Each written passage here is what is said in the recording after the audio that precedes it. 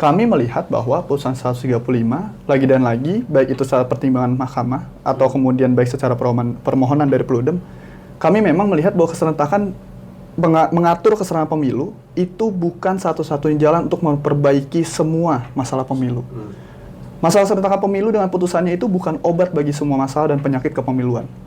Kita keseringan ngubah sistem, ya kan, tanpa landasan yang jelas. Ini juga akan menimbulkan efek kebingungan di sisi pengguna sistem. Pengguna sistem siapa aja? Pemilih, partai politik, penyelenggara pemilu. Bingung lagi.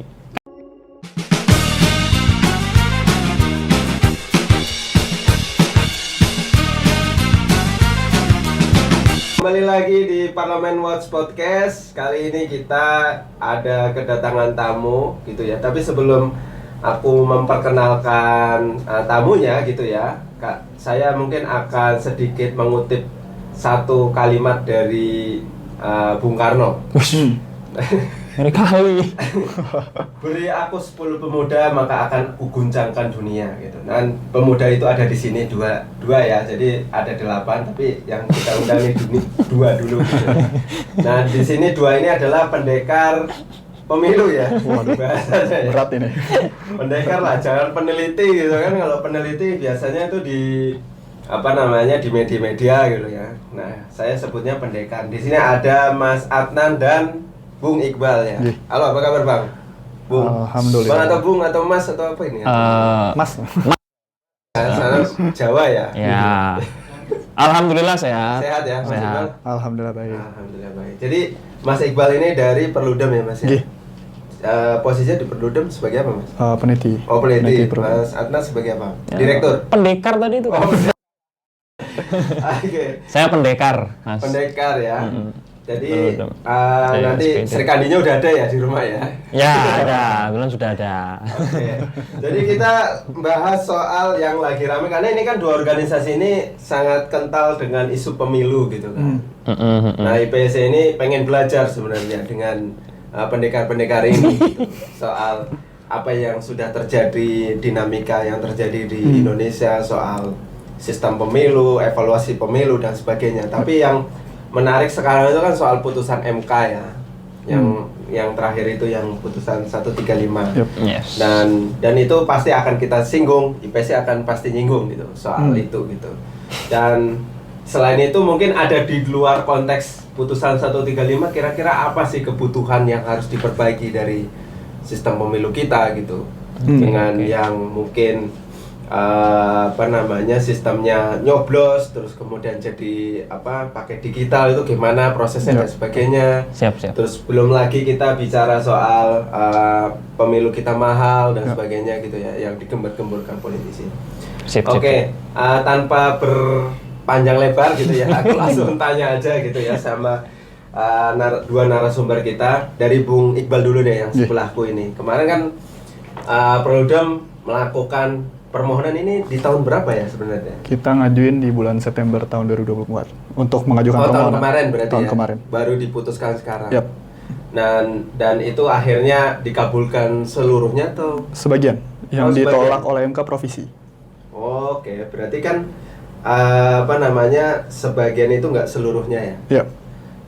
Oke, berarti Perludem ini latar belakangnya apa sih sehingga kayaknya kita perlu nih mengajukan permohonan di MK soal pemisahan pemilu ya. Tapi secara spesifik soal pemisahan pemilu ya?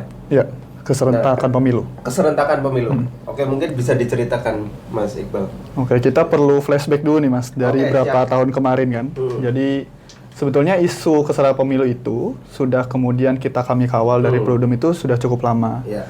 Dan kalau misalnya kita lihat secara timeline di nasional, maka isu pemilu secara keserentakan pemilu itu pertama kali mencuat itu di tahun 2013 ya, lewat permohonan 14 tahun 2013 dari Pak Effendi Ghazali pada saat itu. Oh iya. Yang latar belakangnya untuk memperkuat pemerintahan presidensial dan lain sebagainya. Makanya muncul keserentakan pemilu. Nah, kita juga melihat nih kemudian pelaksanaan pemilu serentak hasil dari putusan putusan 14 2013 tadi kemudian dilaksanakan di tahun 2019 dan dilanjutkan lagi pada tahun 2024 kemarin baru sekali gitu. Nah, kalau misalkan kita lihat tentu alasan kami latar belakangnya adalah bagaimana kemudian kita semua gitu ya sebagai warga negara mampu memiliki hak politik yang utuh, tidak dikurang, tidak terbagi.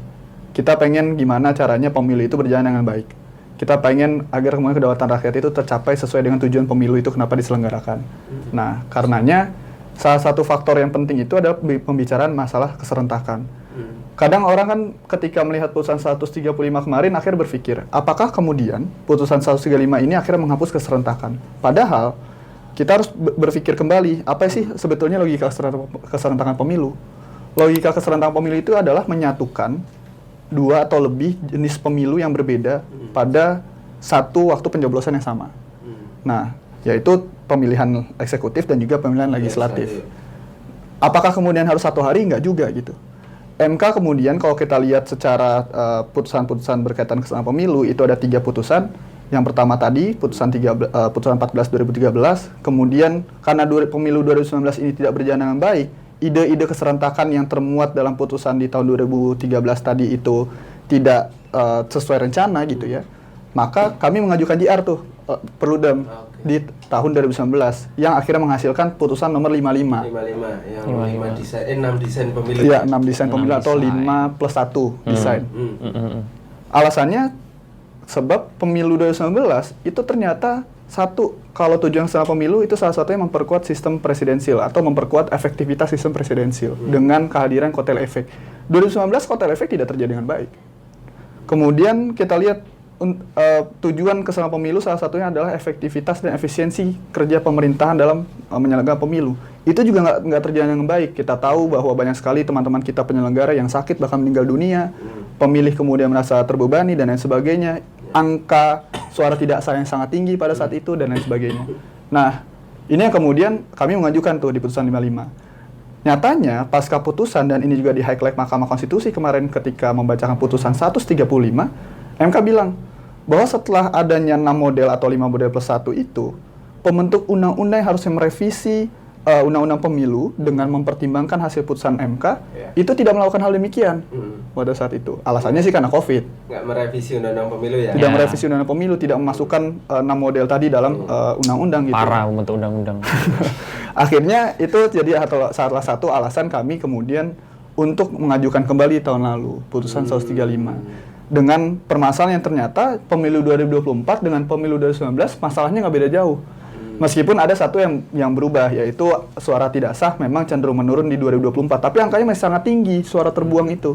Nah, itu yang kenapa kemudian kami mengajukan putusan 135 untuk kemudian Mahkamah mengatur bagaimana keserentakan pemilu itu bisa dijalankan sesuai prinsip konstitusional yang juga secara demokratis, dengan kemudian catatannya adalah hasil putusan MK 135 kemarin itu adalah model yang juga pernah disebutkan MK di putusan 55 tahun 2019. Berarti artinya di situ nggak beda jauh lah ya. Yep.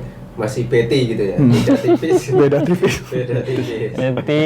Iya, jadi ya sebenarnya nggak merubah model keserentakan ya. Yeah. Artinya masih menggabungkan eksekutif dan legislatif kan gitu. Nah, kalau SPD sendiri melihat putusan 135 ini seperti apa? Apakah ada hal-hal yang mungkin SPD kulik selama ini atau mungkin resah dan gelisah dan sebagainya? Silakan Bung Adnan. Ini kan soal pemilu nasional dan pemilu lokal ya. Ya. Jadi kalau pemisahan. Iya kan, pemisahan. Jadi sebenarnya kalau dari kajian-kajian SPD juga, kalau saya baca-baca Mas Arif, yang lama-lama ya, yang udah belasan tahun lalu ditulis oleh para dedengkot pemilu. Kalau kita kan pendekar, ya kan? Itu memang juga jadi salah satu usulan ya, usulan terkait bagaimana dulu kan semangat desentralisasi itu muncul ya waktu itu ya, pasca reformasi ya. Dan salah satu perwujudan dari desentralisasi itu adalah bagaimana kita memberikan semacam ekosistem politik lokal yang mungkin berbeda dengan nasional, kira-kira seperti itu. Dan pemilu lokal dan nasional itu juga jadi salah satu usulan, Mas Arif. Ya. Nah, tetapi kan lagi-lagi kita harus selalu up to date ya kan, dengan dinamika politik kita. Dulu mungkin usulan itu dimunculkan karena kita belum punya evidence yang banyak ya kan, dengan apa namanya pengalaman kepemiluan kita. Ya. Tapi kan pasca reformasi kita ini kan sudah menyelenggarakan pemilu yang demokratis kalau nggak salah 6 kali ya, 6 kali pemilu, 99, 2004, 9, 14, 19, 2024. 99 itu pemilu langsung ya udah ya? Enggak, maksudnya pemilu demokratisnya dulu ya, kita mau pemilu demokratisnya ya. Kalau pemilu presiden langsung itu kan 2004 ya kan. Ya, 2004. Tapi intinya kan kita sudah punya banyak evidence dan itu sedikit banyak juga mempengaruhi kajian-kajian kita, Mas Arif. Dan memang kita lihat ya soal keserentakan ini kan sebenarnya juga banyak hal yang masih harus kita perdebatkan ya. Ini mau nggak mau, diakui atau nggak diakui. Kalau menurut kami banyak sekali argumentasi yang ada dalam putusan itu harus kita challenge gitu loh, ya kan? Kita harus kita challenge. Termasuk kan salah satunya kan adalah beban penyelenggara pemilu, yang itu kalau kita lihat putusan MK, saya agak agak bingung gitu, karena yang dikutip itu kan data 2019. Memang faktualnya memang 2019 ketika masa transisi itu kan terjadi semacam lonjakan petugas ad hoc yang meninggal, itu harus diakui. Jadi itu mungkin ada mismanagement di situ. Tetapi kan ketika 2024 belajar dari pengalaman 2019, penyelenggara ad hoc yang meninggal itu kan jauh menurun, Mas Arif. Dan itu ternyata tidak membutuhkan rekayasa konstitusional, hanya membutuhkan rekayasa PKPU, ya kan? Dengan memberikan maksimum batas usia pada petugas ad hoc. Padahal di 2024 ini penyelenggara pemilu itu mengalami dua beban kerja yang beberapa berimpitan antara pemilu dan pilkada. Lah ini kan evidence yang saya rasa kok nggak dikutip sama MK. Nah itu loh, itu salah satu pertimbangan hakim. Nggak masuk pertimbangan. Tapi nggak tahu ya Mas Iqbal ya. Nanti mungkin bisa ditambahi Mas Iqbal. Tapi kalau saya lihat kok 2024 datanya nggak dikutip, padahal ini sudah jauh menurun dan itu menurut saya nggak butuh rekayasa yang sangat mendasar gitu loh, konstitusional. Kalau itu sih Mas Arif. Dan terkait dengan suara tidak sah ini ya, suara tidak sah ini kan juga selalu jadi persoalan kok kita ini setelah melakukan pemilu serentak kok suara tidak sahnya masih tinggi dan lain sebagainya. Nah, pertanyaannya adalah begini. Sebenarnya suara tidak sah yang jumlahnya belasan juta itu terjadi sejak kapan? Apakah sejak keserentakan atau sejak kita mengubah sistem pemilu dari proporsional tertutup menuju proporsional terbuka?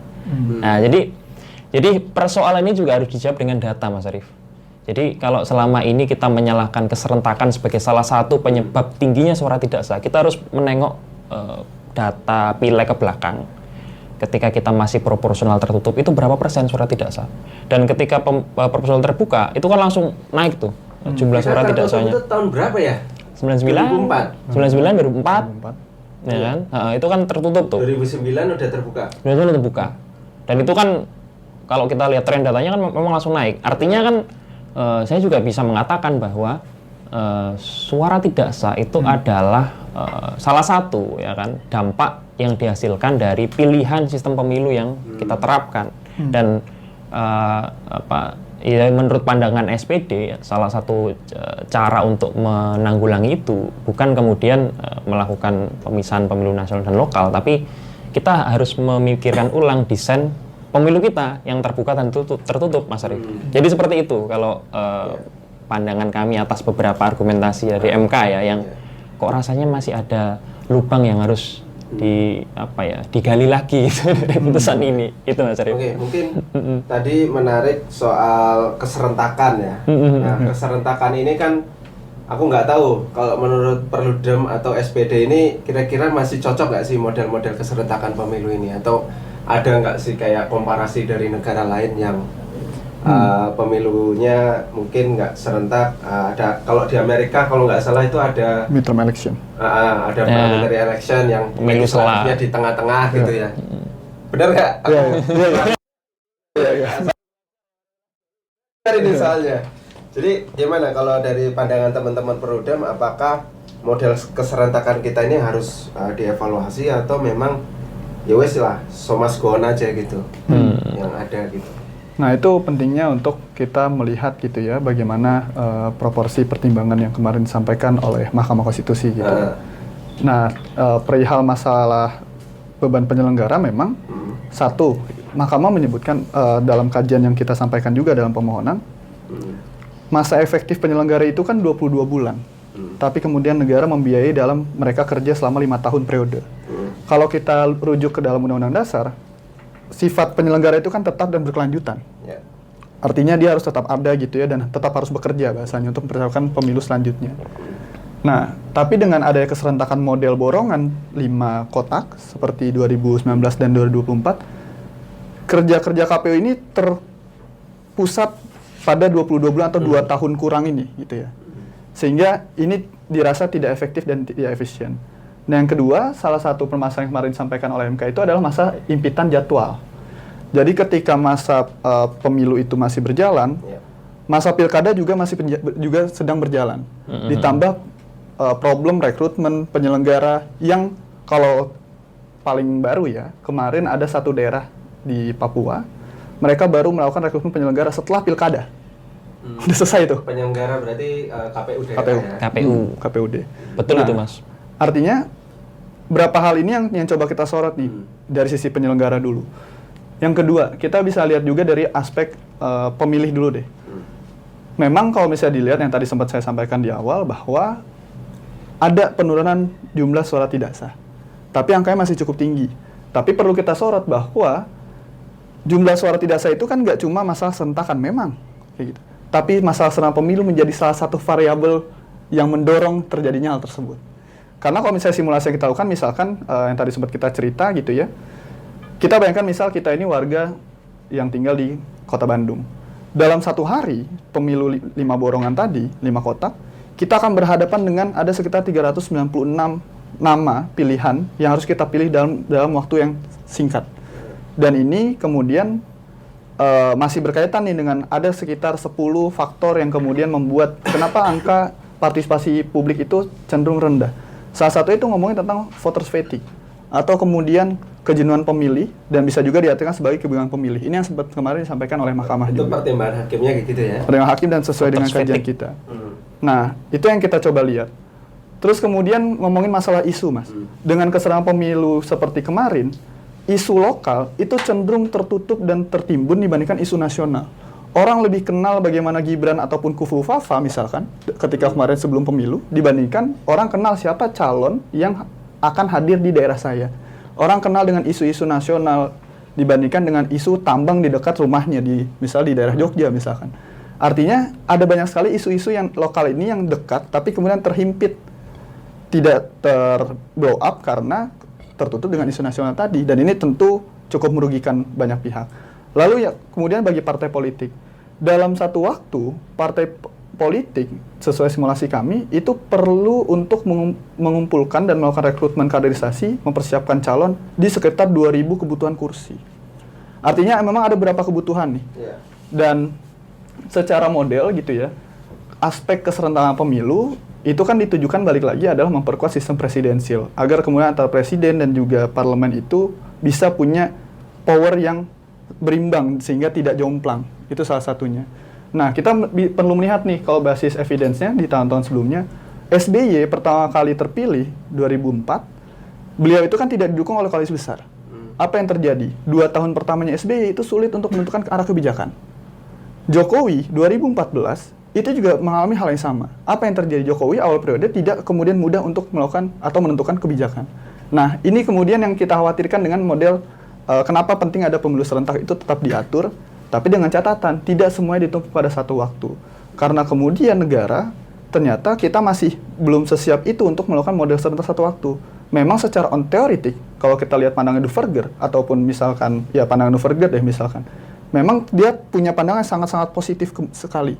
Tapi ketika dibentrokan dengan kemudian pandangan aktual dan faktual, nyatanya tidak bisa dilakukan satu waktu. Ini yang kemudian kalau kita pinjam pandangannya Hicken, maka disebutkan ketika sistem pemilu itu ternyata tidak berjalan dengan baik, maka penting adanya pengaturan atau reform pemilu, baik itu yang sifatnya umum ataupun khusus. Kayak gitu. Oke. Yang jadi begitu, Mas. Jadi gimana kalau dari SPD sendiri? Ya, begitu. Apa pertanyaannya apa dulu nih? Enggak, tadi Karena kan banyak banget ini yang bicara soal aspek keserentakan tadi. keserentakan. Yang sempat kita mention itu. Nah, dari SPD sendiri gimana dengan model keserentakan yang ada di Indonesia tercinta ini gitu? Apakah perlu dipertahankan atau ya wes lah. Tapi begini, makanya saya juga agak bingung ya Mas Arif ya dengan apa namanya putusan bingung dan dengan pertanyaanku atau enggak dengan putusan MK ini serius Mas. Oh, iya. Gimana, Bos? Ini kita bicara soal apa namanya gejala yang terjadi ya setelah kita menyelenggarakan 2 kali rezim pemilu serentak ini. Gejalanya itu kan gini, ada semacam penggelembungan kekuasaan. Ya, kalau kita sebutnya apa namanya eksekutif angdiseme. Saya agak eksekutif apa? Anggradiseme. Ya, saya agak bahasa Inggrisnya kurang bagus. Tapi ada semacam gejala penggelembungan kekuasaan eksekutif itu yang difasilitasi, dipercepat oleh adanya pemilu serentak, keserentakan pemilu. Nah, dan tadi kata Mas Iqbal kan efek ekor jas, kutil efek yang dulu itu digembor-gemborkan akan muncul ketika keserentakan itu malah nggak muncul. Malah yang aneh ini justru malah dulu waktu SBY periode kedua malah muncul insentif untuk Partai Demokrat. Kalau nggak salah itu dulu di pemilu 2009 periode keduanya SBY itu kan belum serentak tuh, pileg dulu baru pilpres. Itu dulu suara Demokrat naik menjadi 20%, yang awalnya sekitar 7% di 2004. Insentif itu naik karena kinerja SBY mungkin dirasa publik bagus, ya kan? Naiknya luar biasa tuh. Tapi kalau kita lihat keserentakan itu efeknya kepada PDI 2019 dan Gerindra di 2024 itu kan nggak signifikan, Mas. Ya mereka naik sih, tapi kan cuma 1%, Pak. PDI 2014 Nasdem lah kayak kemarin lah yang terbaru Anies. Ya. Nasdem itu insentif apa sih? Mereka kan juga bukan apa mencalonkan kadernya langsung kan gitu. Anies itu memang kadernya Nasdem. Kan kita sekali lagi mempertanyakan. Apa sih? Enggak dewan. Tapi kan begini Mas. Kalau saya bicara soal yang memenangkan pemilu, ya ini kan jauh lah insentifnya. Artinya kan kutil efek itu tidak tercapai. Bahkan banyak sekali split ticket voting ya kan istilahnya. Ada kesenjangan antara pilihan eksekutif dan legislatif, dan itu justru memperkuat apa namanya penggelembungan kekuasaan tadi. Dibuktikan dengan setelah 2019 pilpres itu selesai, itu udah ini Mas, nggak ada oposisi tuh, sama kayak 2024 kemarin tuh, ya kan? Artinya kan di sini kan keserentakan itu terbukti justru memperlemah legislatif.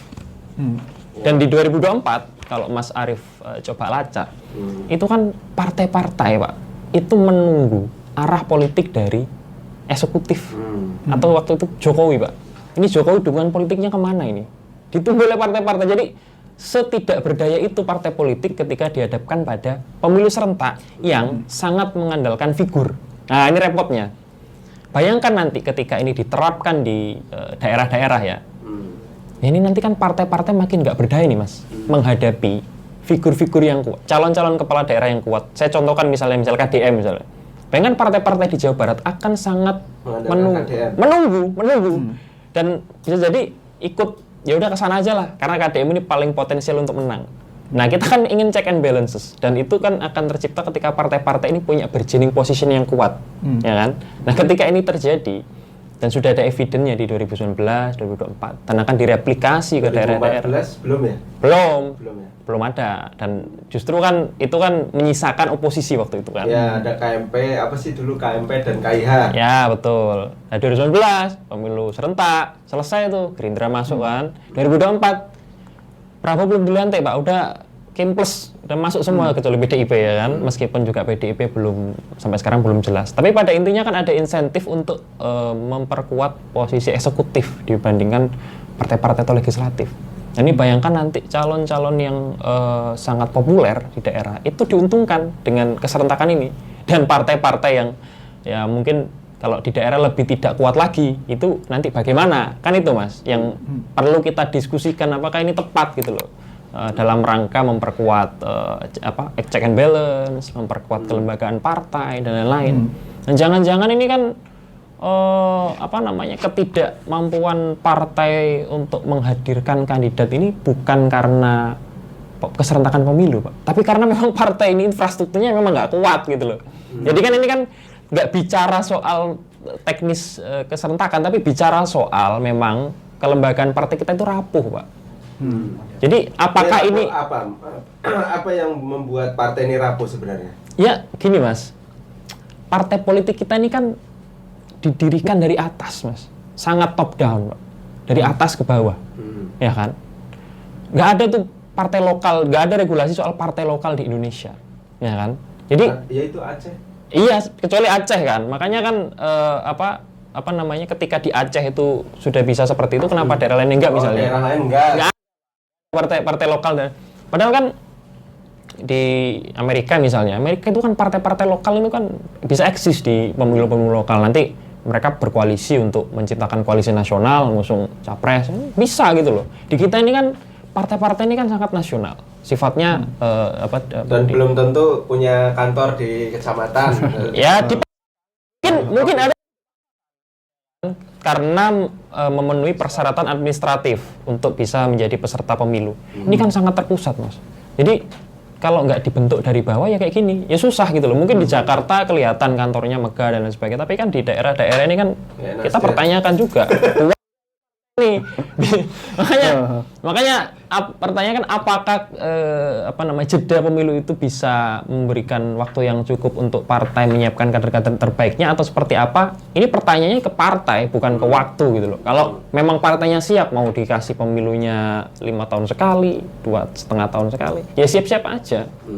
Ya jadi berarti aku udah nangkap nih poinmu, Mas. Soal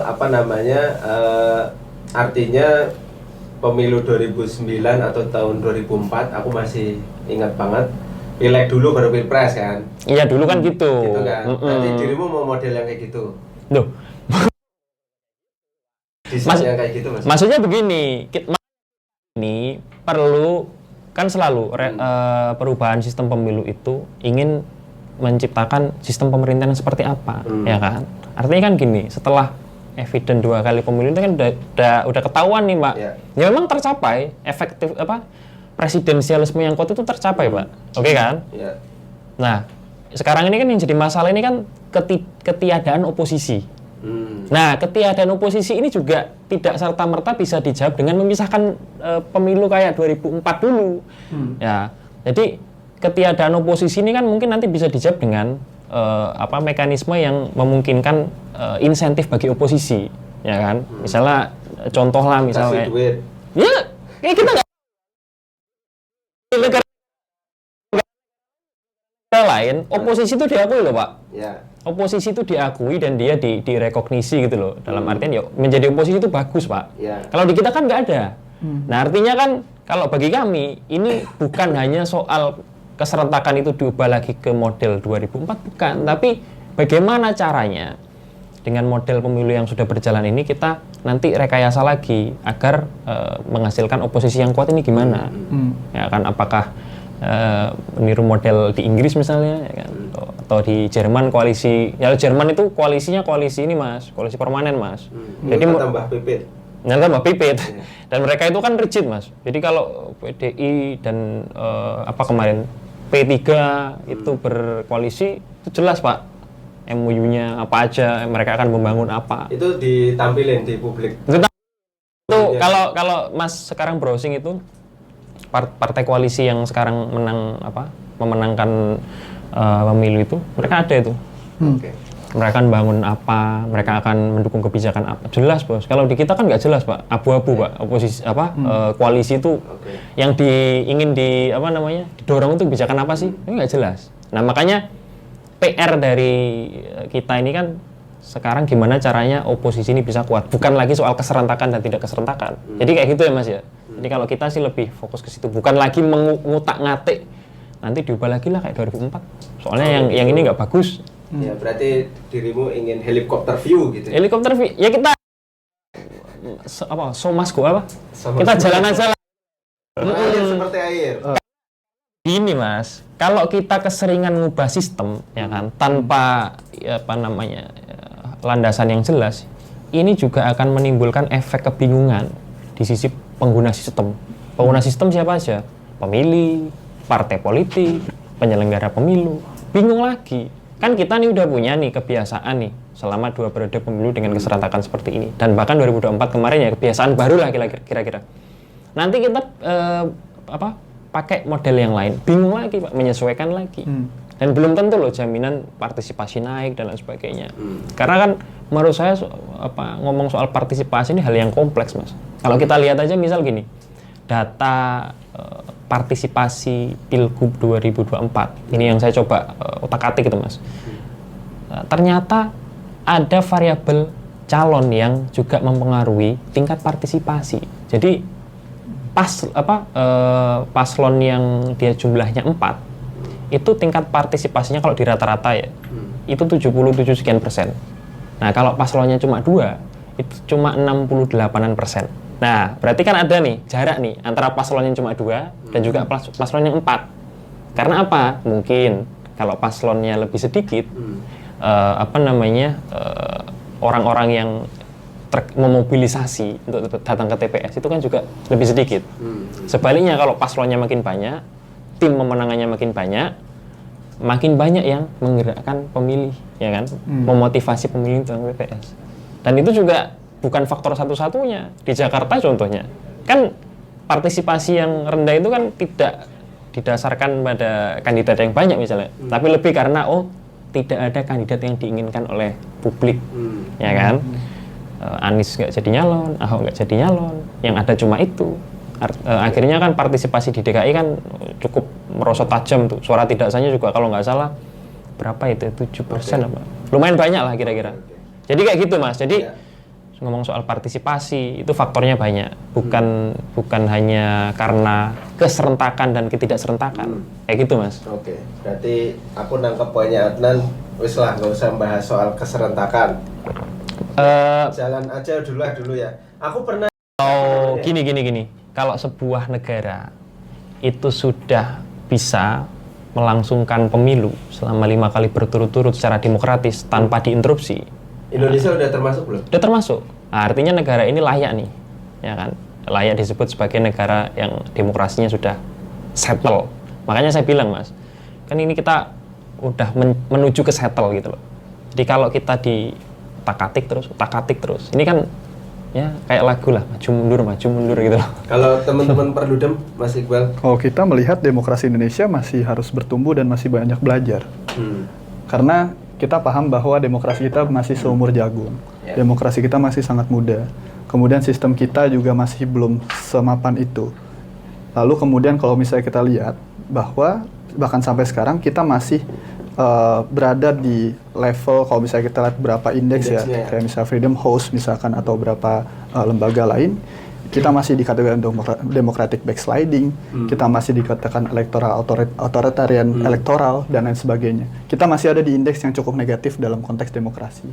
Artinya kita masih perlu banyak melihat, merekonstruksi, memperbaiki banyak hal yang kurang. Kita berkaca Mas. Pemohonan ini kita masukkan pada bulan September 2024. Pada saat itu pemilu baru selesai dan menuju pilkada. Kita ingat betul pada saat itu sama sekali belum ada wacana serius terkaitan dengan revisi undang-undang pemilu. Itu yang pertama. Kemudian setelah pilkada bulan Januari rancangan undang-undang revisi undang-undang pemilu itu masuk ke prolegnas prioritas 2025 dan masuk juga di undang-undang pembangunan jangka panjang negara. Tapi kemudian itu sama sekali belum ada pembahasan serius.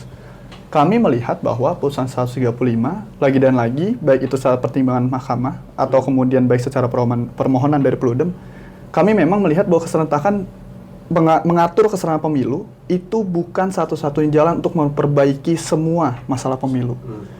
Masalah keserentakan pemilu dengan putusannya itu bukan obat bagi semua masalah dan penyakit kepemiluan. Dan itu juga sempat disampaikan oleh mahkamah. Tapi menjadi gerbang awal, pintu awal untuk kemudian kita mau melihat lebih serius bahwa isu pemilu ini masih banyak yang harus diperbaiki. Kita selalu percaya bahwa kemudian isu-isu pemilu ini adalah suatu isu yang kompleks, isu yang rumit, tapi bukan berarti tidak bisa diselesaikan. setelah kita membereskan masalah keserentakan pemilu sekaligus dengan masalah rekrutmen penyelenggaraan, bagaimana partai politik melakukan proses pendemokrasian internal parpol yang lebih baik, kemudian kita ngomongin bagaimana pendidikan pemilih dan lain sebagainya, kita harus melihat bahwa ini adalah satu kerangka langkah advokasi yang panjang. Jadi memang tidak pernah kita bicarakan bahwa ini berhenti di keserentakan pemilu. Kalau kita hanya berhenti di sini, ya masalah yang lain masih ada gitu kan. Kan kemarin yang berkembang di publik seolah kayak putusan 135 ini obat bagi semua masalah pemilu. Enggak gitu. Ini justru pintu awal, kita perbaiki dulu waktu penyelenggaraannya. Ketika waktunya sudah terlihat, maka kita tahu skema penyelenggaraan itu kayak gimana sih. Persiapannya butuh waktu berapa sih? Kemudian rekrutmennya kapan sih? Kemudian partai punya dengan waktu demikian cukup nggak mereka untuk mengevaluasi kader-kadernya, melakukan proses rekrutmen dan kaderisasi. Bagi pemilih, mereka akan terbiasa nggak sih dengan suhu politik yang demikian gitu ya. Mereka akan punya waktu nggak sih untuk isu-isu lokal dan nasional itu saling punya ruang yang sama, tidak saling tumpang tindih. Lalu kemudian kita bisa lihat juga bahwa nggak pernah ada yang namanya untuk memperbaiki alam demokrasi dan kultur demokrasi itu yang diperbaiki dulu oleh habit pemilihnya. Enggak. Habit aktor pemilu itu akan bekerja dan bertindak dengan bagaimana sistem yang kita pilih, kan bahasanya seperti itu. Penataan keserentakan pemilu ini kan bagian dari sistem tadi. Satu bagian yang bukan seluruhnya, tapi sebagian daripada sistem tadi. Artinya kita masih punya PR panjang, itu kami sepakat. Kita punya perbaikan untuk yang lain, kami sepakat. Melakukan secara helikopter view itu kami sepakat. Tapi kita tetap perlu memulai ini dari mana nih? Perludem memilih untuk memulai dari memperbaiki dulu keserentakan pemilu. Setelahnya kita baru ngomongin tentang perbaikan sistem, kemudian perbaikan bagian parpol dan lain sebagainya, money politik, A, B, C, D, dan lain sebagainya. Itu yang coba kita harapkan sebetulnya, publik memahami bahwa mengatur keserentakan pemilu lagi dan lagi bukan obat bagi semua masalah, tapi satu langkah awal yang kami anggap positif. Nah, begitu Mas. Itu sebenarnya yang harus diketahui publik. Jangan sampai putusan MK ini dianggap sebagai oase di tengah kekeringan. Apa? Air guru. Itu yang sebenarnya nggak boleh disalahartikan. Tadi menarik soal yang dilakukan oleh teman-teman Perludem, permohonan di MK, bahwasanya memang tujuan teman-teman Perludem adalah memperbaiki dulu gitu ya soal manajemen tata kelola kepemiluan serentaknya gitu, soal waktu dan sebagainya gitu ya. Dan artinya memang tapi penolakan di DPR nih sungguh luar biasa itu. Tentu. Pasti Mas, pasti itu. Menurut pandangan teman-teman soal apa yang terjadi di parlemen gitu ya. Apalagi Nasdem, saya sebut aja, emang Nasdem konferensi pers gitu. Dia sangat getol sekali. Malah dia minta MPR yang menafsirkan. Gimana gitu loh. Ini sudah di MK, MPR suruh menafsirkan. Kan aneh gitu. Dan tadi sempat ngobrol-ngobrol juga dengan Mas Iqbal bahwasanya ada rencana mau diamandemen juga undang-undang dasar dan sebagainya gitu. Nah, ini gimana dengan fenomena politik yang sekarang? Apalagi kita teman-teman masyarakat sipil pasti advokasi revisi undang-undang pemilu gitu. Dan bagaimana dengan dinamika yang sekarang terjadi? Gitu? Siapa dulu nih? Kalau saya dulu ya Mas ya. Ya gimana ya? Tadi kan saya sudah menyampaikan beberapa catatan lah terkait dengan putusan MK ini dan apa namanya? Ya, terlepas dari baik buruknya ini sudah jadi putusan lah kira-kira seperti itu, ya kan? Meskipun nanti harus kita bareng-bareng kaji mendalam lagi, kita bikinkan skema-skema yang memperkecil insentif yang negatif lah kira-kira seperti itu. Tapi saya tuh sempat kaget Mas waktu itu saya dengar RDP kan. Terus RDP. Ya. Terus loh yang mimpin kok Pak Habibur Rahman ya kan. Masa? Perasaan Komisi 2 ini Pak Rifki ya kan ketuanya. Ternyata saya cek, oh ini Komisi 3. Ini ada motif lain ini kira-kira seperti itu. Jadi ya kita nggak tahu lah, tapi yang jelas mungkin dari kacamata partai politik perubahan ini pasti akan berdampak kepada banyak hal ya Mas ya, ya kan, dan mereka mungkin masih menghitung untung dan ruginya, dan pasti kan yang dihitung itu kan apakah ini kemudian membuat kursi kita naik atau kursi kita turun, ya kan, membuat partai kita naik atau tenggelam kan gitu, ya kan, nah itu kan pasti dihitung-hitung, tapi yang sudah pasti akan kejadian itu pasti Mas, biaya politik itu pasti akan jauh lebih meningkat. Dan itu yang paling dirugikan salah satunya ya anggota-anggota DPR ini gitu loh. Kalau dulu kita mengenal namanya gotong royong dalam bentuk tandem, ya kan? Nah, kalau nanti 2029, nah ini bingung nih Mas. Partai-partai itu. Udah iyalah. Kalau dulu Mas Arief, katakanlah Mas Arief ini seorang caleg gitu ya, di 2029. Caleg gagal. Ya, pengen nyalon nih. Tapi susah Mas. Karena apa? Karena Mas Arief ini tidak punya cantolan di caleg di lokal. Kalau dulu kan caleg-caleg DPR RI ini banyak yang terbantu oleh caleg-caleg lokal, ya kan? Yang mereka punya lebih punya basis di bawah lah, kira-kira seperti itu. Nah nanti kan nggak bisa Mas. Tapi Mas Arief langsung head to head ke konstituen, kira-kira seperti itu. Dan itu kan akan memakan biaya mungkin 2 atau 3 kali lipat. Contoh kecil aja. Kalau dulu Mas Arief untuk membuat satu baliho dengan harga 200.000 itu bisa urunan 3 orang, ya kan? Katakan Mas Arief 100.000, di caleg DPRD provinsinya 50, DPRD kotanya 50, ya kan? Nanti Mas Arief bikin sendiri Pak, 200.000 full. Nah itu belum ongkos tim pemenangan, belum ongkos saksinya. Pasti itu membengkak Mas. Serangan Fajar. Nah, belum nanti urusan serangan Fajar. Itu pasti membengkak Mas Arief, dan itu saya rasa menjadi salah satu keresahan dari anggota DPR ya. Karena itu kan mungkin tidak diperhitungkan oleh MK gitu, tapi kan para aktor-aktor atau peserta pemilu ini kan lebih paham bagaimana ongkos politik itu akan naik signifikan. Dan juga itu akan banyak sekali mengubah banyak hal Mas Arief. Pasti mengubah banyak hal, dan ya namanya perubahan yang tiba-tiba datang dari sana, ya kan. Dan ya wajar gejolak sedikit, ya wajar. Lumrah, kalau menurut kami ya lumrah saja. Silahkan, ya kan, diuji lah. Artinya kan begini, kita juga tidak boleh mengkultuskan MK, kita tidak boleh mengkultuskan lembaga tertentu. Ya silahkan di challenge aja itu.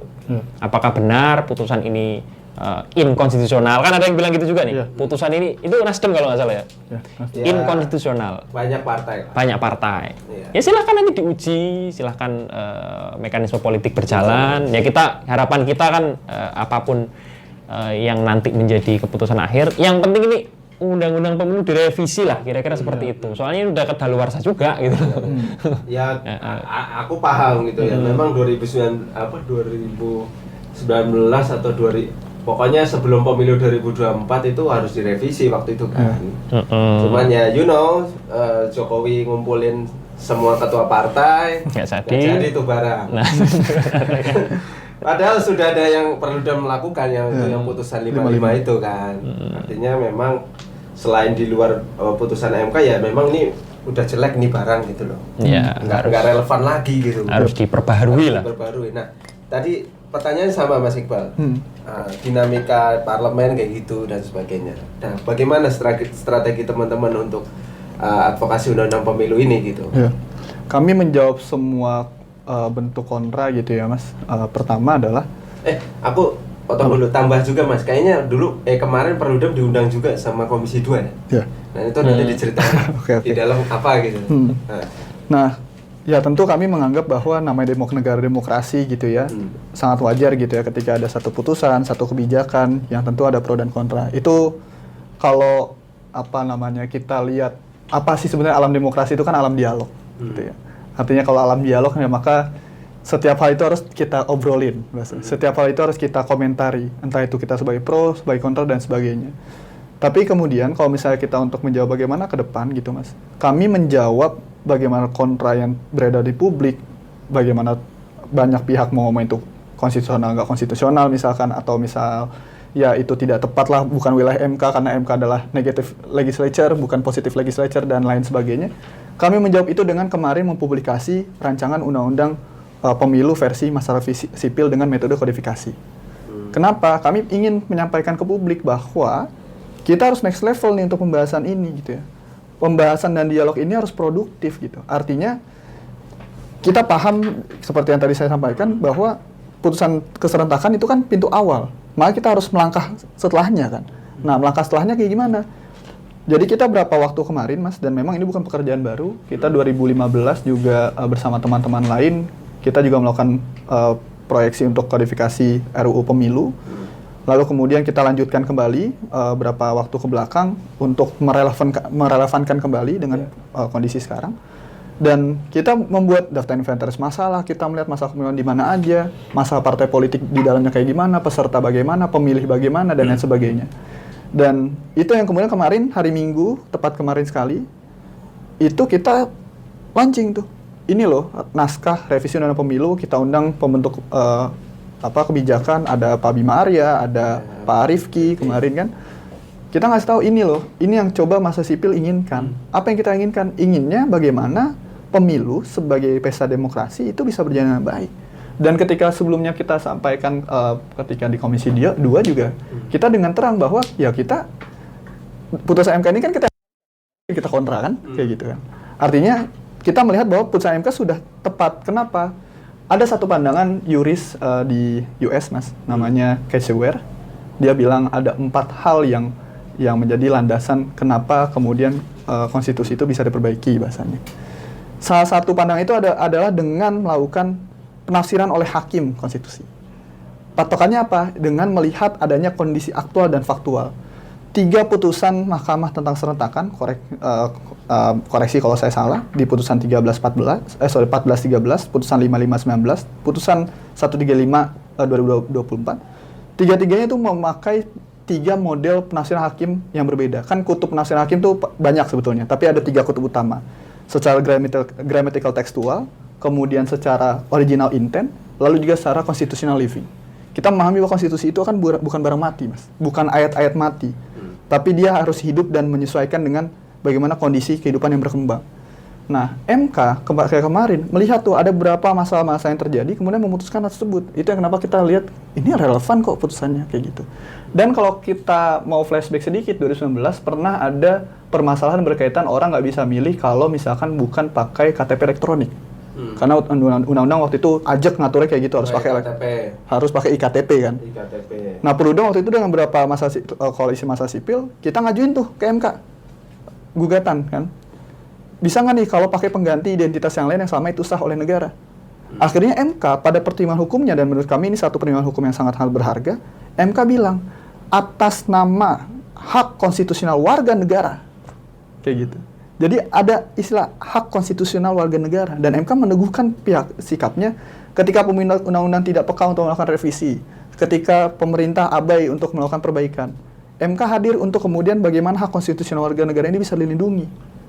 Kayak gitu. Itu yang kenapa kami lihat langkah-langkah ke depan adalah kita ingin massa sipil lainnya nggak cuma teman-teman yang berfokus pada isu kepemiluan pastinya, tapi setiap orang yang merasa dirinya warga negara, yang merasa bahwa hak politik adalah hak dirinya, itu mereka mau untuk memastikan negara menjamin bagaimana hak politik ini bisa tersalurkan dengan baik, dengan adil, sesuai prinsip hak-hak mereka secara konstitusional, dan dijamin mutlak oleh negara.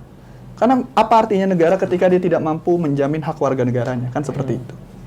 Itu juga kalau nggak salah, masyarakat adat juga nggak bisa milih waktu itu kan. Iya, betul. Karena ya mereka satu nggak punya identitas resmi dari WNI sebagai warga negara dan sebagainya, karena kan ya mereka tinggalnya ya beda dengan kita gitu kan. Nah itu ya juga pernah sih aku dengar soal isu itu. Nah kita beralih ya di luar ya sengkarut mautnya revisi undang-undang pemilu gitu. Putusan MK lah ya. Ya maksudnya udah udah capek. Aku juga dulu dorong revisi undang-undang pemilu itu harapannya ya sebelum pemilu 2024 gitu. Tapi akhirnya ya dilobi-lobi oleh Dewan Pendiri Partai Gajah gitu kan. Partai Gajah ya udah baru ya. Udah baru logonya. Sulit gitu kan. Nah, kita bicara soal sistem 5 kotak ini ya. Yeah. Sistem 5 kotak ini kan jadi pertimbangan Perludem juga ya. Maksudnya melakukan permohonan yang tentu merumitkan dalam hal pemilihan dan sebagainya. Nah, kira-kira kemarin kan ada kabar mau sistemnya e-voting. Nggak tahu ya apakah benar apa enggak, tapi aku juga ya data kita tuh gampang banget diretas gitu. Iya. Nah, kalau pandangan dua pendekar ini seperti apa? Pendekar. Si, Pendekar. si Mas Adnan tadi, Bang, habis itu Mas Iqbal. Iya. Ya kan? E-voting ya, Ya. masih jauh lah mas negara kita ini kalau ngomong e-voting. Ya. Maksud saya gini, kita itu jangan karena kita euforia dengan teknologi, ya kan? Kok seolah-olah semua ini harus di katalog apa gitu, semua elektronik. Tapi kita lupa bahwa yang paling penting dari penyelenggaraan milu e-voting itu adalah, pertanyaannya adalah sejauh mana negara kita ini berdahulu dalam bidang teknologi. Kan itu dulu mas. Pertanyaan sekarang, kalau nanti kita selenggarakan e-voting tapi infrastruktur teknologi kita masih belum siap pak. Nah itu kalau tiba-tiba mati gimana? Ya kan? Sekarang kita ini kita ini apa-apa sekarang pakai produk luar kok. Kita Google produk luar, ya kan? Asing. AI produk luar. Semua di luar. Data kita ada di Meta gitu kan, di Facebook. Ya, artinya selama kita tidak punya kedaulatan teknologi, nggak usah lah dulu ngomongin soal e-voting. Tapi kalau katakanlah tahapan-tahapan yang lain itu mau dielektronikan, monggo. Misalnya soal kemarin pendaftaran parpol ya kan, kayak sipol, terus ada juga kemudian sistem untuk memantau logistik itu ya kan, buatan KPU, boleh lah. Atau memantau calon. Ya, gitu-gitu boleh lah. Itu justru mempermudah kita kan sebagai pemilih untuk mendapatkan informasi yang real time itu. Tapi untuk khusus untuk hari H ini saya sangat concern ya, nggak harus dielektronikan juga lah. Nggak usah terlalu latah lah. Maksudnya jangan-jangan kita inginnya itu mempercepat malah nanti jadi blunder gitu loh.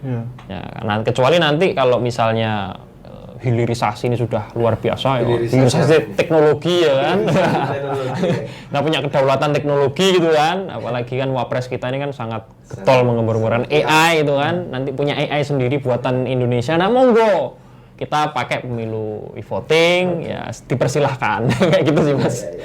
Tadi belum kejawab Mas Iqbal soal yang rapat RDP diundang DPU di DPR tuh, kayaknya Perludem diundang tuh. Iya. Itu gimana, coba mas ceritain mas? Mereka sebenarnya ya nanya-nanya aja sih mas, sebetulnya masalah keserentakan. Siapa yang nyuruh? Walaupun agak misleading lah, cuma itu kayak off record lah. Cuma yang terjadi memang mereka itu intinya mereka nggak sepakat dengan putusan MK. Itu yang bisa kita tarik. Komisi 2 ya, diundang Komisi 2. Mereka nggak sepakat dengan putusan MK. Ya dengan embel-embel tadi lah, dianggap tidak konstitusional dan sebagainya. Meskipun untuk masalah penghitungan politiknya mungkin hanya partai dan Tuhan yang tahu kan, kayak gitu kan.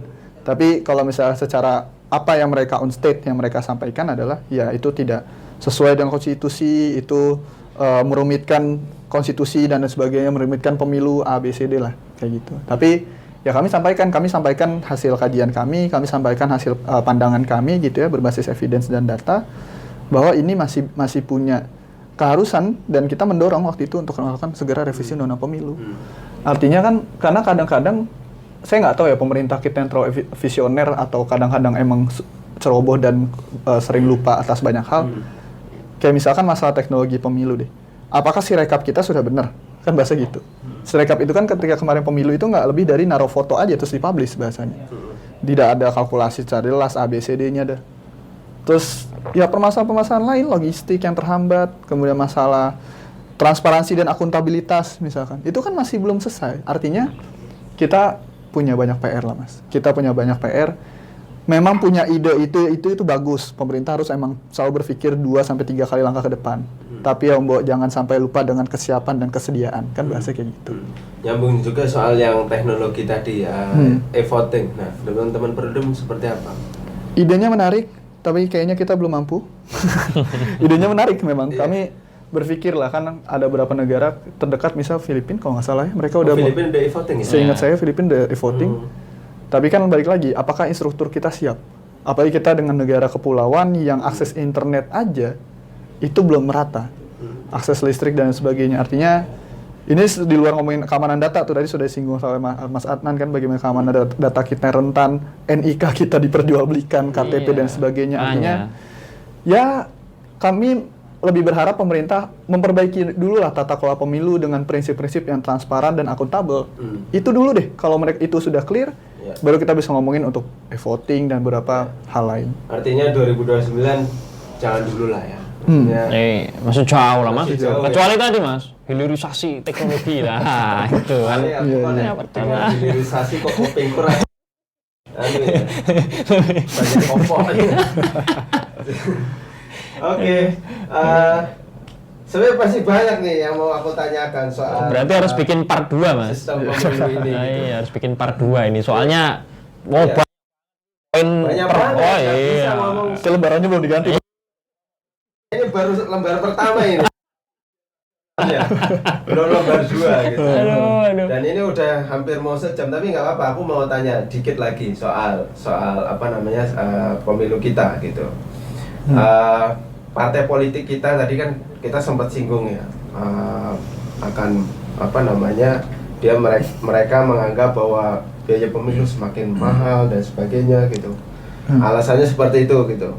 Dan apa namanya, bahkan jadi seorang bupati pun bisa sampai 50 M gitu loh, bahkan lebih gitu. Nah, kira-kira ada nggak sih ide-ide dari teman-teman Ide liar. soal supaya ada batas apa namanya uang kampanye kah atau apa gitu, atau seperti apa model supaya mereka ini nggak alasan mulu soal mahalnya uang untuk pemilu gitu. Silakan. Oh itu apa itu pembahasan klasik gitu Mas Arief. Tapi yang nggak tahu lah kapan terwujud ya kan soal apa Emang namanya. kalau di luar negeri nggak mahal ya? Apa? Di luar negeri mahal juga apa enggak? Ya nggak tahu, aku belum pernah kenalan sama caleg di luar negeri. Pernah ada datanya enggak? Nanti mungkin Mas Iqbal tahu lah ya. Kalau ada gitu. Tapi kan mana ya Mas Arief ya? Kita ini agak bingung juga ngomong soal pendanaan ini. Ya satu sisi kita ini tidak mau kembali ke sistem yang lebih lebih pas itu, misalnya sistem proporsional tertutup misalnya, ya kan.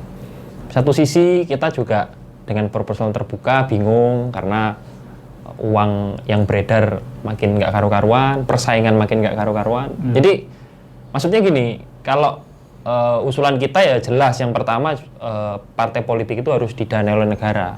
Partai ini organ konstitusi mas, disebutkan dalam Undang-Undang Dasar Pak.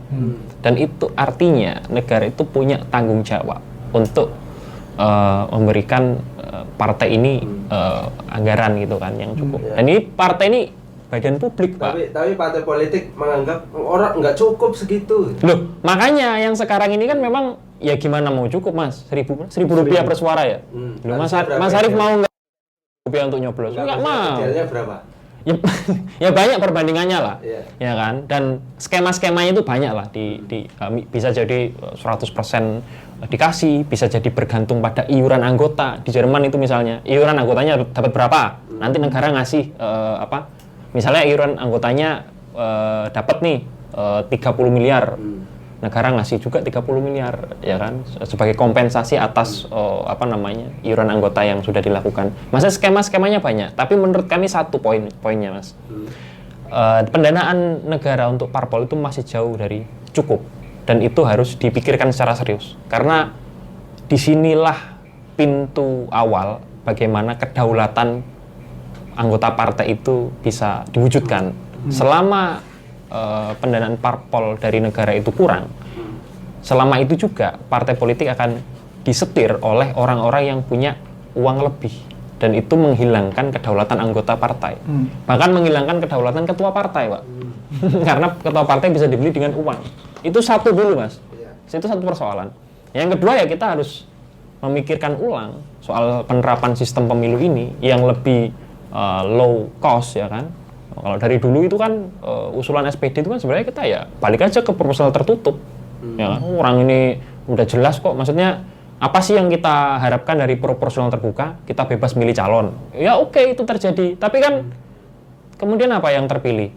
Artis yang banyak duit. Kalau sekarang ini kan berapa persen itu anggota DPR yang pengusaha berapa persen? Ya hampir berapa Cak? 55% ya? 55% ya, angkanya naik dari sebelumnya. Nah, ya kan, artinya kan apa sih euforia dari proporsional terbuka yang kita dapatkan itu? Anggota DPR-nya makin tidak kompeten, ya kan? Yang terpilih makin banyak yang dari latar belakang pengusaha sehingga punya konflik kepentingan. Kan bukan itu yang kita inginkan. Kita inginkan ini kan anggota DPR ini mencerminkan aspirasi dari publik yang itu diejawantahkan lewat partai-partai yang punya Berarti platform masing-masing. Motornya partai. Motornya partai ini harus diperbaiki dulu. Penguatan Partai ID berarti. Penguatan partai politik ya kan, kasih dana dulu dari negara yang cukup ya kan, dengan skema-skema Kalau kurang ajar tertentu. kita hajar partainya itu. Kurang aja. Ada instrumen untuk publik bisa menghajar partai. Dalam artian apa? Menuntut akuntabilitas partai. Itu loh Mas. Nah jadi itu dulu sebelum ke yang lain-lain. Salah satu caranya untuk mengatasi masalah tadi itu tadi partainya dulu diselesaikan. Kayak gitu Mas. Mas Iqbal tadi soal biaya kos politik kita mahal gitu. Tadi Mas Adnan belum menjawab soal di negara lain apakah ada gitu. Kalau misalkan Perludem ada datanya mungkin menarik. Gitu. Menarik ini. Nah, kalau misalkan kita compare Mas dengan negara lain, sebetulnya pajak juga nggak murah-murah juga banget ya. Tapi setidaknya cukup mahal. Cuma bedanya mereka ada sokongan yang lebih baik, gitu ya. Ada infrastruktur politik yang lebih baik bahasanya. Itu perbedaan dengan di Indonesia. Secara sistem misalnya Mas, kita dari Perludem kita ngomongin ada loh jalan tengah untuk perdebatan proporsional tertutup dan terbuka. Itu melalui sistem pemilu campuran. Satu sisi tidak meninggalkan pemilih memilih langsung, tapi satu sisi juga untuk bisa mendorong penguatan pelembagaan partai politik. Itu ada. Tapi ini bakal panjang lagi nih kalau aku jelasin. Tapi kita pakai model MMP, multi member proportional. Terus yang kedua, ya kita sepakat untuk kemudian mendorong penguatan dan perbaikan pelembagaan partai politik. Kalau kemarin kan wacana terbaru itu kenaikan Rp1.000 menjadi Rp3.000. Kemarin disampaikan oleh Dagri ya, Kemendagri. Kalau bagi kami sebetulnya nominal berapapun itu terserah lah. Terserah dengan hitungan matematisnya negara. Sesanggup apa negara untuk mendanain itu kan. Sebenarnya kan pertanyaan di sana. Tapi kalau bagi kami Mas, kami mendorong semangatnya itu bukan semangat nominal. Tapi semangatnya itu ada semangat transparan dan akuntabilitasnya si partai ketika menerima uang itu gimana. Karena gini, bahkan kalau misalnya aku lupa ada negara lain gitu ya, pemilih itu bisa ngasih sumbangan dana ke partai gitu. Kenapa mereka mau ngasih gituan? Karena mereka percaya partai politik ini bisa loh untuk ngedrive aspirasi yang mereka punya, kan bahasa gitu. Indonesia kan boro-boro kita mau ngasih dana ke partai kan. Kita nyari dana dari partai kalau bisa kan gitu. Kan bahasa gitu. Minta uang orang ke partai politik itu ngasih duit kan bahasanya. Karena ya kita belum punya trust lebih ke partai politik. Trust ya, betul. Kayak gitu. Karena ya kita lihat aja deh Mas, misal kampanye kemarin deh, berapa persen sih partai politik atau calon-calonnya yang dia secara transparan dia menyampaikan laporan kampanyenya, dana kampanye dengan baik dan benar. Itu kan banyak sekali kita ngelihat ada yang nggak ngelaporin, ada yang telat lapor, ada yang lapornya tidak nominal real ya, dan bahasa-bahasa ya ngawur lah. Jadi formalitas. Gimana trust kita mau terbentuk kayak gitu. Dan yang ketiga, penegakan hukum dan mekanisme hukum kita juga penting untuk diperbaiki. Salah satunya kan ada opsi untuk memindahkan politik uang itu jangan di hukum pidana, tapi ke hukum administratifnya gitu. Itu misalnya salah satu opsinya gitu. Atau di beberapa opsi lain yang sudah dibahas masalah sipil. Artinya untuk ngomongin masalah politik uang, ya kita harus memperbaiki beberapa lini nih secara berbarengan kalau bisa atau secara bertahap. Sistemnya dulu kita cari apa yang paling minimal meminimalisir. Pemilu serentak kalau kita lihat kajiannya Pak Burhanuddin Muhtadi, itu secara jelas beliau ngomong tuh di situ bahwa ada kenaikan semenjak pemilu serentak 2019 dan 2024 Mas. Ada kenaikan toleransi pemilih terhadap politik uang. Artinya mereka yang sebelumnya misal 50.000 itu dianggap sudah tinggi dan bisa merubah arah suara, naik harganya. Jadi bisa 150, 120, 250 karena orang semakin menormalisir adanya politik uang di antara sesama. Dan itu terjadi juga salah karena udah pemilu serentak, ditambah juga kalau Prof. Burhanuddin Muhtadi koreksi kalau saya salah, itu juga sempat ngomongin berkaitan dengan masalah proporsional tadi. Nah, artinya ini beberapa hal yang perlu untuk kita tilik. Oke. Artinya masih banyak opsi ya untuk soal pendanaan ataupun kos politik yang mahal dan sebagainya. Artinya kan sebenarnya semua ini ada di tangan elit ya. Iya nggak sih? Maksud gua, ya elit yang nggak ngasih ke orang uang juga, ya itu. Tapi kan mereka pengen menang gitu kan. Iya, makanya kan itu repot juga kita. Itu kan sama kayak perdebatan duluan mana telur sama ayam. Nah, nggak selesai itu. Ini mana dulu publiknya dulu yang diedukasi soal pendidikan politik atau ini atau ya udahlah bareng-bareng gitu kan. Ya makanya tadi itu Mas, rekayasa sistem itu. Ya, karena rekayasa sistem itu punya dua efek. Kalau kata Duverger, asik. Efek mekanis dan efek psikologis. Nah, itu nanti bisa mendrive pemilih untuk misalnya semakin sedikit soal politik uang tadi insentifnya, itu kan bisa didrive lewat sistem gitu loh. Jadi sebenarnya itu, Mas. Oke, artinya merekayasa sistem itu dengan ala psikologis gitu ya? Ya gini, secara psikologis misalnya nih ya, sistem mayoritarian misalnya, itu kan akan membuat pemilih mikir, ini kalau saya memilih partai yang kecil, ini percuma suara saya terbuang. Mending sekalian milih partai yang mungkin paling besar kemungkinan menang, kira-kira seperti itu. Itu kan secara psikologis langsung ini kan, ke perilaku pemilih. Itu Mas Arif. Pertanyaan terakhir, soal kalian sepakat gak sih kalau sistem kita, partai kita kalau pas pemilu itu model kayak liga gitu loh? Liga Inggris atau pokoknya Liga Spanyol itu kan kalau kalian nggak nyampe peringkatnya nggak apa di antara 17, 18, 19, 20 degradasi gitu. Nah, partai ini, misalkan kalian partai ini nggak lolos parliamentary threshold misalkan 4,5%. Nah, kalian degradasi jadi mainnya di Liga 2 misalkan. Liga 2 di mana? Apa namanya pas pilkada aja atau misalkan DPRD gitu kan. Nah, kalau modelnya kayak gitu gimana pandangan kalian? Aku ini pertanyaan aneh tapi menurutku Wah, ini enggak. Iya. Gimana? Jadi maksudku gini, kalau belum siap ya udah mainnya di Liga 2. Liga 3 kabupaten. Misalkan pilkada bupati dan apa namanya DPRD kabupaten gitu kan. Kalau Liga 2 ya provinsi dan gubernur. Liga 1 ya nasional gitu, presiden dan DPR. Ada tarkam ya di pilkades. Ketua RT. Nah, menurut kalian gimana nih soal apa namanya kalau model kayak gitu? Yep. Mas Iqbal dulu deh, tadi Mas Anan. Oke.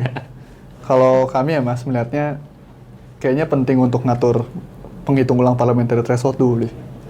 Karena kan itu yang sempat diamankan oleh Mahkamah Konstitusi. Kan parliamentary threshold itu sebenarnya nggak dihapus, tapi diperintahkan untuk dihitung ulang secara perhitungan matematis yang sesuai.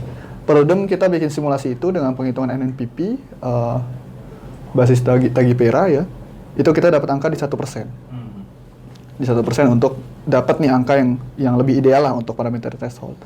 Karena kalau pakai sistem liga tadi, menarik, tapi gimana ya pandangan publiknya itu? Degradasi ya, dia udah nggak bakal pilih lagi bahasa gitu kan. Tapi kalau bagi kami kayak lebih penting, bukannya lebih penting ya, tapi didahulukan di awal untuk mengatur dulu parliamentary threshold yang secara perintah Mahkamah Konstitusi pada saat itu ke pembentuk undang-undang. Iya. Maksudku kan kalau misalkan nggak lolos Liga 1 ya, main Liga 2 kan 2 tahun kemudian menyiapkan main di Liga 2 gitu. Kalau pemisahan pemilu ini gitu loh. Gimana Bung Adnan? Apa ya? Itu dulu juga pernah itu kalau Mas Arif coba baca itu apa kita mengusulkan semacam liga ya kan. Pernah itu, pernah ada. Pernah ramai itu. Para dedengkot pemilu yang mengusulkan seperti itu ya kan. Yang tua-tua itu ya. Iya, para dedengkot pemilu nanti bisa dicek lah rekam jejaknya. Tapi apa ya? Saya kira sebenarnya menarik Mas Arif. Maksudnya begini. Kita ini kan harus fair ya, melihat bahwa memang ya bangsa kita ini kan dibentuknya itu dari bawah gitu loh, dari jong-jong ya kan, dari kedaerahan juga gitu loh. Maksudnya kalau kita bisa lebih banyak mengakomodir ya kan, lokalitas-lokalitas dalam bentuk partai itu kan jadi semakin menarik gitu loh, ya kan. Kan partai ini kan katanya kan alat perjuangan rakyat kan gitu. Partai ini harus mencerminkan keberagaman pemilihan yang ada di masyarakat. Nah, dan jangan-jangan ini dari partai-partai nasional yang ada itu juga masih belum cukup ya kan untuk mencerminkan pemilihan yang ada di masyarakat. Ya sebenarnya ya oke-oke saja gitu loh, nggak masalah gitu. Tapi kan saya rasa agak utopis ya ngomongin soal liga-liga partai itu yang mana yang mana kita ini kan sangat Jakarta sentris soal politik-politikan ini gitu. Semua jadi kekuasaan yang ada di Jakarta ini tidak mau diberikan sepeser pun pada daerah gitu loh. Ya, saya kira sebagai suatu harapan, sebagai suatu bayang-bayang itu menarik gitu kan. Dan entah nanti mungkin beberapa puluh tahun ke depan bisa direalisasikan, tapi kalau menurut saya prinsipnya adalah semakin banyak kita mengakomodir aspirasi politik dan memudahkan ya kan, membentukkan partai-partai di tingkat yang bawah ya kan, terus memberikan mekanisme yang memungkinkan partai-partai di antar daerah itu berkoalisi dan membentuk koalisi nasional, ini kan nggak ada soal. Ya itu kayaknya ada juga tapi saya lupa mas di negara mana, kayaknya coba nanti dicek lah di kalau nggak ada Indonesia bikin gitu loh. Di negara-negara Amerika Selatan atau di Amerika Serikat tadi kan juga sudah kita singgung soal partai-partai kecil yang sebenarnya juga ada di sana gitu loh. Ya. Oke, menarik sih mas. Nanti lah kita coba itu bikin kita sudahi dulu. Sudah. Kompetisi itu karena kalau bicara itu nanti kita nggak akan selesai gitu ya soal kompetisi pemilu kita. Keburu azan maghrib nanti. Keburu azan juga, jadi intinya aku nggak mau menyimpulkan diskusi hari ini mau seperti apa, itu silahkan dari audiens dari Parlemen Watch Podcast gitu ya, karena air putih saya sudah habis. Kita sudahi podcast kali ini, sampai jumpa di podcast berikutnya.